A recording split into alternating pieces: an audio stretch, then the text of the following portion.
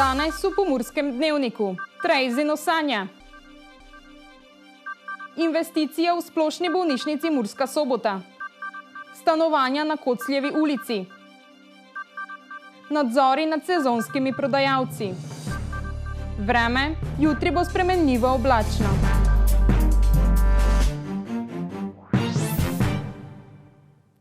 Spoštovane gledalke, cenjeni gledalci, lepo pozdravljeni. Po enoletnem premoru se v Mursko Soboto vrača eden izmed sejmov z najdaljšo tradicijo in sicer Trejzino sanja. Kot vsako leto poprej bo tudi to potekalo 15. oktobra, ko goduje prva ženska cerkvena učiteljica, sveta Terezija Avilska. Koronavirus je posegal v vse pore našega življenja, zato bodo tudi tokratno tradicionalno Trejzino sanje v središču mesta izvedli v okrnjeni obliki. Se pravi, glede na vse pogoje smo vseeno predvideli, da Trejzino sanje izvedemo. Trejzino sanje kot klasično je 15. oktobra, bo pa dejansko omejeno na manjši prostor, torej Slovenska ulica, nekje od hotela Diane, se pravi od križišča do krožišča pri Zvezdi. Kot velja za vse trenutne prireditve, bo tudi tukaj potrebno izpolnjevati pogoje PCT. Zaenkrat, če bodo pogoji takšni ostali, je preverjanje PCT-ja. Na 2 vstopnih točkah bomo to delali, se pravi zgoraj pri Dijani in v krožišču pri Zvezdi. Zaradi manjšega prireditvenega prostora, na katerem se bo letos odvijal sejem, imajo prednost predvsem razstavljavci z domačo obrtjo. Celotno dogajanje bo z nastopom popestrila prekmurska godba Bakovci z gosti. Program bo tradicionalen, se pravi stojnice bodo predvsem iz vidika domače obrti, rokodelcev, torej ker je omejen prostor, predvidevamo, da jih bo nekje okrog 100. Drugače pa bo prekmurska godba Bakovci malo popestrila že dopoldan zadeve z svojimi koračnicami, popoldan po 4. uri pa bo tudi ista zasedba na odru, ki bo postavljen pri Dijani, z gosti popestrila še potem zaključni del sejma. Direktor soboške komunale ob vseh pogojih upa, da bo kljub temu dosti obiskovalcev in pestro dogajanje.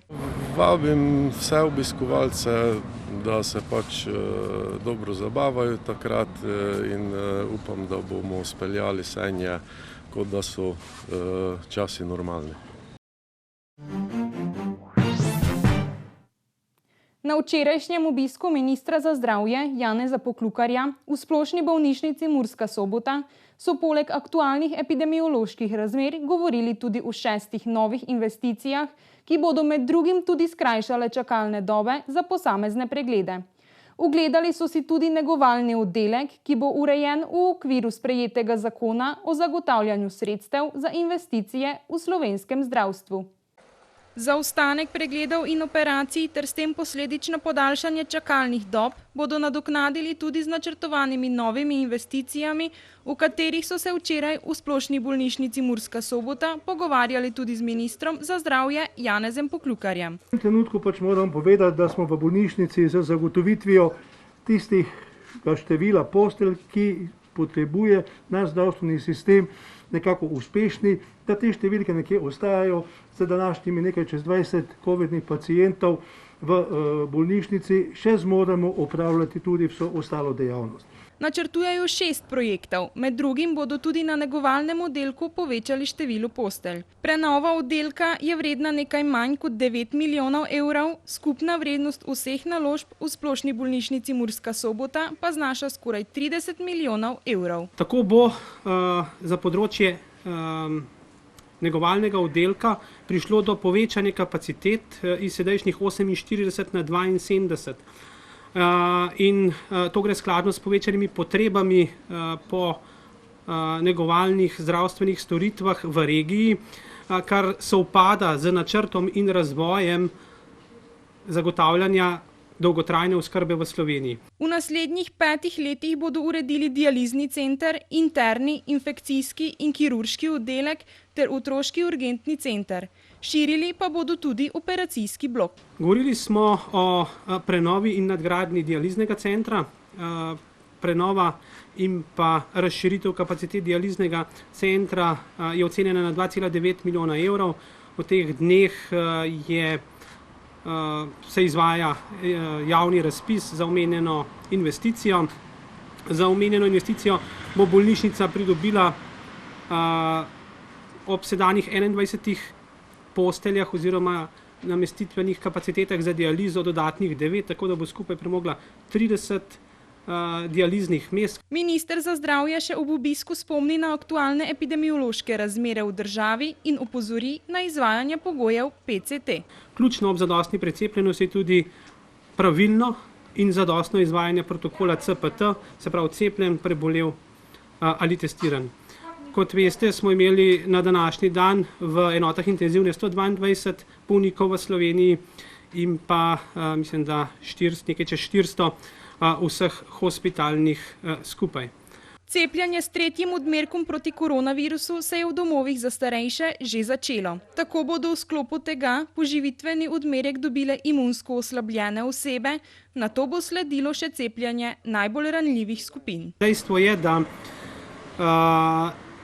odločitve EME v prvi vrsti potem pri nas prisoje tudi posvetovalna skupina za cepljenje in skladno z njenimi priporočili bomo šli tudi naprej, tako kot smo vedno šli, tako da počakamo. Rečeno je bilo, da bo to v oktobru strani EME.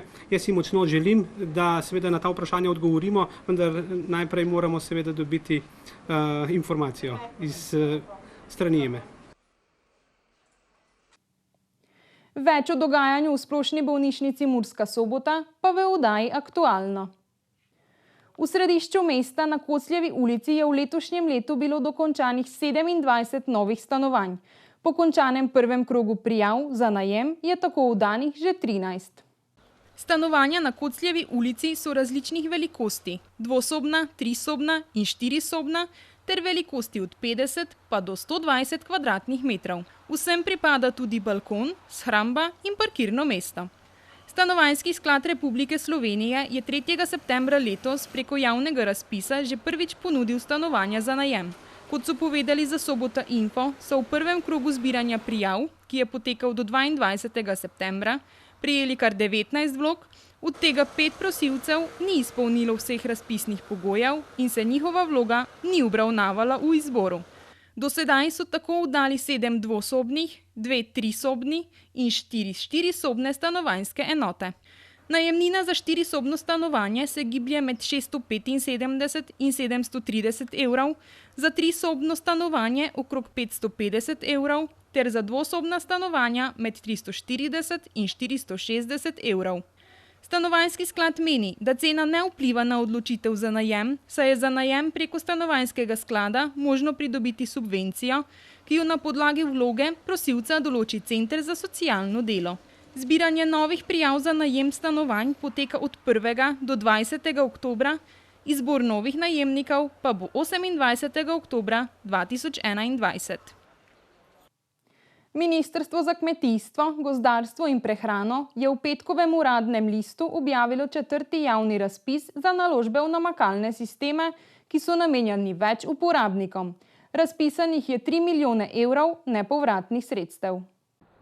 Vlaganja v namakalne sisteme so ključna za povečanje samooskrbe s hrano v Sloveniji. Cilj javnega razpisa je zmanjšati občutljivost slovenskega kmetijstva na podnebne spremembe, obenem pa tudi zagotavljati stabilen in kakovosten pridelek. Podnebne spremembe so postale stalnica, zato se je nanje treba prilagoditi z različnimi ukrepi, mednje sodi tudi namakanje kmetijskih zemljišč. Javni razpis potencialnim upravičencem omogoča pridobitev nepovratnih sredstev Evropskega kmetijskega sklada za razvoj podeželja in proračuna Republike Slovenije. Skupni obseg razpisanih sredstev znaša 3 milijone evrov, sredstva pa se zagotavljajo iz programa razvoja podeželja. Ključni pogoj je, da gre za investicije v infrastrukturo, ki je namenjena 2 ali več uporabnikom. Zato so upravičenci do podpore iz tega javnega razpisa tako fizične kot tudi pravne osebe, ki so lastniki kmetijskih zemljišč, pooblastili za izgradnjo namakalnega sistema. Upravičenci morajo pred vložitvijo vloge na javni razpis pridobiti vodno dovoljenje, izvesti predhodno presojo vplivov ter zagotoviti odločbo o uvedbi namakanja. Upravičenec lahko na javnem razpisu uveljavlja predvsem stroške, vezane na vzpostavitev črpališča ter izgradnjo primarnega in sekundarnega namakalnega razvoda.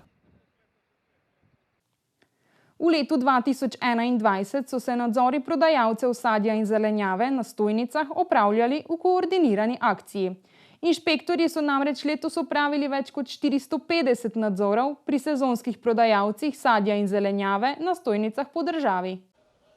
Finančna uprava Republike Slovenije je tako kot v prejšnjih letih tudi v letu 2021 nadaljevala z nadzorom nad sezonskimi prodajalci sadja in zelenjave na stojnicah po celi Sloveniji. V teh nadzorih je posebno pozornost namenila ustrezni registraciji prodajalcev, torej delu na črno, zaposlovanju na črno, izdajanju računov in davčnem potrjevanju računov.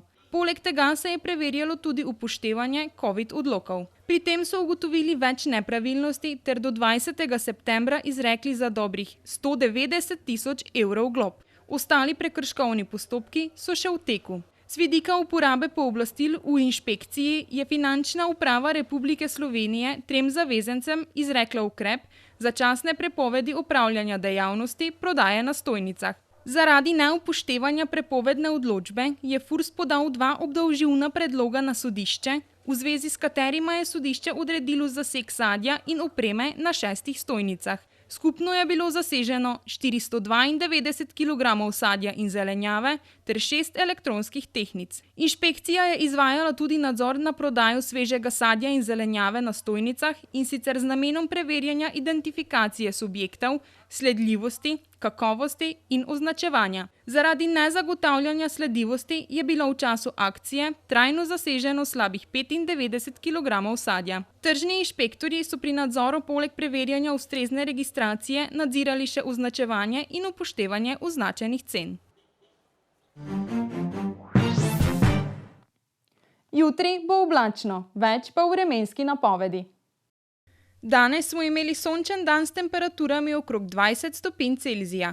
Opoldne smo v Krajinskem parku Goričko namerili 21 stopinj, v Lendavi 20, v Murski Soboti in v Radencih pa 19 stopinj Celzija.